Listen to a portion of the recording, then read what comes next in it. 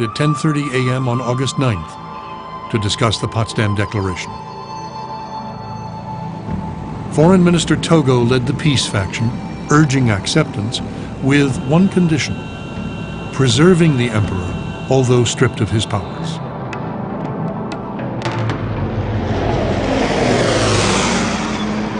What prompted Peace Party is a profound fear that the Soviet influence, if allowed to continue, then that would lead to the end of monarchical system.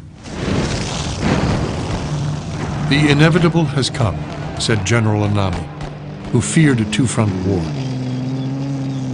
Yet Anami and the militarists, still confident in Ketsugo, favored adding 3 additional conditions. There would be no occupation. The Japanese military would disarm itself, and the military would try its own war criminals.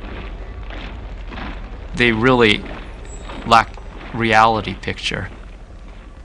They, it's rather amazing that they were audacious enough to hammer out such unrealistic 3 conditions attached to the preservation of the imperial throne.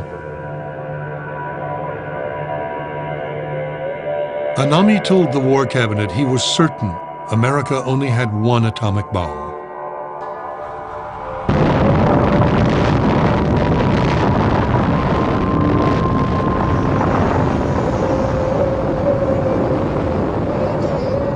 It was at that time, just before 1 p.m. on August 9th, that word reached the meeting a second bomb had hit Nagasaki.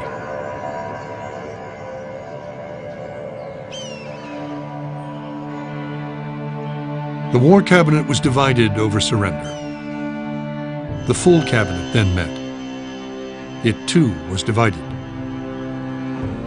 Only the emperor could break the deadlock. He met first with his principal advisor, Marquis Koichi Kido. And Kido had a very important meeting with the emperor in that afternoon that lasted for a long time, unusually long time.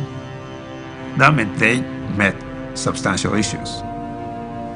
Emperor resisted to accept Togo's narrowest definition and expanded it to include emperor's political rule. In other words, that one condition should not be merely preservation of imperial house, but the preservation of emperor's status within the national law. He wanted actual power. The emperor wanted the powers he then enjoyed, the powers granted his grandfather under the Constitution of 1868. When the emperor's inner circle met with him that night, Baron Hiranuma, a Shinto fundamentalist, tried to further solidify the emperor's powers. Hiranuma's argument was the Constitution was irrelevant. The imperial line predated the Meiji Constitution of 1868. The origin of Japan was the origin of the imperial house, and that was a divine event because the imperial family descended from the gods long before any constitution existed. It was irrelevant to discuss the emperor's prerogatives in terms of legal arrangements. The emperor transcended those worldly forms. He was a transcendent being. The emperor broke the deadlock. Japan sent word to Washington. It accepted the Potsdam Declaration with one condition: that it did not prejudice the prerogatives of His Majesty as a sovereign ruler. These prerogatives would give the emperor the power to prevent the U.S. from demilitarizing and democratizing Japan. This was not the powerless symbolic emperor like the King of England that Togo and some of Truman's advisors had imagined.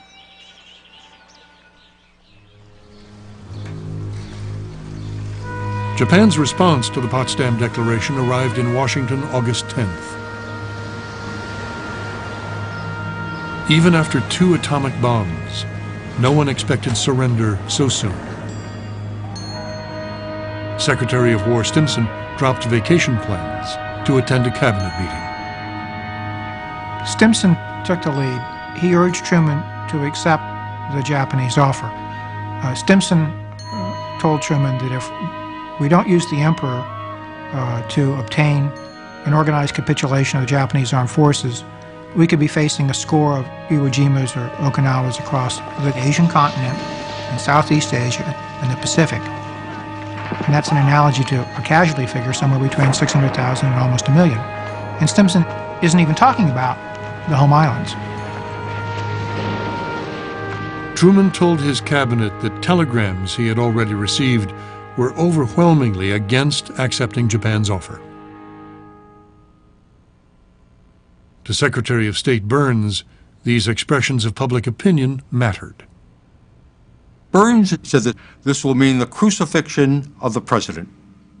Wonderfully dramatic metaphor. That is, if the president accedes to retaining the imperial system and presumably the emperor, he, the president, is going to be destroyed at home. This is the fear of the backlash. Burns got support from an unexpected quarter. Retaining the emperor had been the idea of Undersecretary of State Joseph Grew and Japan experts in the State Department, including Joseph Ballantyne. They were derided by some as emperor worshippers, but they knew what Baron Hiranuma meant by imperial prerogatives. Ballantyne immediately, he said, oh, this is a bad news. This is imperial prerogatives. That means you are going to maintain the source of Japanese militarism. That would be in contradiction with the basic objectives of the United States. Burns was in a tough position. To reject Japan's offer might prolong the war and give the Soviets a foothold in Japan and a role in the occupation. The response Burns drafted for Truman sidestepped the fate of the emperor, but made it clear he would not be in charge. From the moment of surrender, it read, "The authority of the emperor and the Japanese government shall be subject to the Supreme Commander Allied Powers."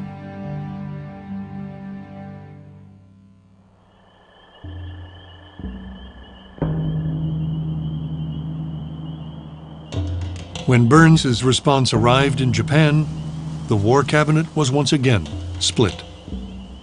For 3 rancorous days, General Anami led those opposing surrender. On August 14th, the Emperor intervened once again and imposed his will. "It is my belief," he said with sadness, "that continuation of the war promises nothing but additional destruction." Just before midnight, he recorded a surrender message.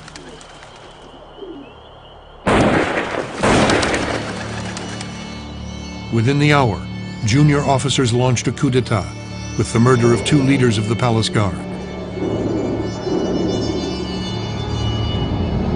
The rebels ransacked the imperial palace, hoping to destroy the surrender message. They burned the homes of Prime Minister Suzuki and Baron Hiranuma, calling them pro-American traitors.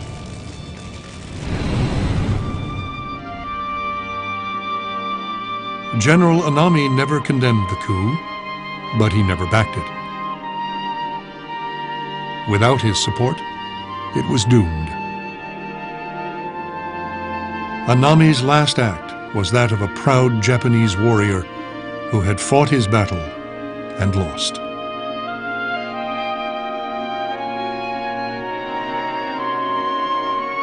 Anami's ritual suicide, I think, was a very, very important symbolic meaning, because this is the end of imperial army. So that's a clean break. This is the end of the army. 何日新民に住む君は帝国政府をして米英 In a radio broadcast at noon on August 15th, Japanese people heard something they had never heard before. Their emperor's voice. そもそも帝国市民の法令を図り He never mentioned defeat or surrender. にするは放送放送の違反にして In essence, what the emperor says is things didn't quite go our way. The situation did not develop to our advantage. I mean, this is one of the classic understatements in world history. When he looks around at this ruined empire and says, well, it didn't quite go as we expected. Well, okay, surely didn't. This is totally devoid of personal responsibility or responsibility of Japan causing that war. He also specifically singles out the atomic bomb as being a reason for the surrender, saying that the Americans are so unusually cruel and savage that to spare humanity from further such barbarities, I will end the war. The emperor, who had worried about a rebellion from his subjects, helped ensure his position by posing as their savior. I have received this afternoon a message from the Japanese government. I deem this reply a full acceptance of the Potsdam Declaration, which specifies the unconditional surrender of Japan. In the reply, there is no qualification. Word of the Japanese surrender would soon reach anxious American forces poised for the invasion. You couldn't believe how happy we were. It was like getting a death sentence revoked, you know, it was wonderful. The emperor directed a special surrender message to his armed forces. He never mentioned the bomb, but stressed the Soviet entry into the war. From the standpoint of securing their compliance, Soviet intervention was a far, far more potent argument. The prospect of massive Soviet armies sweeping down across Asia and confronting them was a very real and intimidating prospect.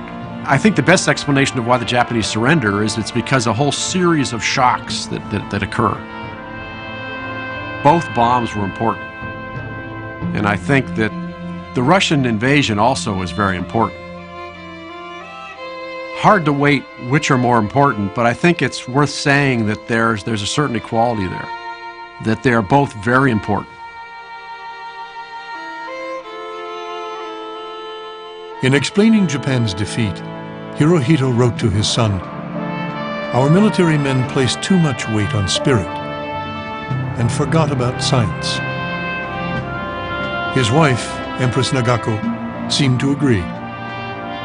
A few days after the surrender, she wrote, "Every day from morning to night, B-29s, naval bombers, and fighters freely fly over the palace, making an enormous noise. As I sit at my desk writing and look up at the sky, countless numbers are passing over. Unfortunately," she added, "the B-29 is a splendid plane.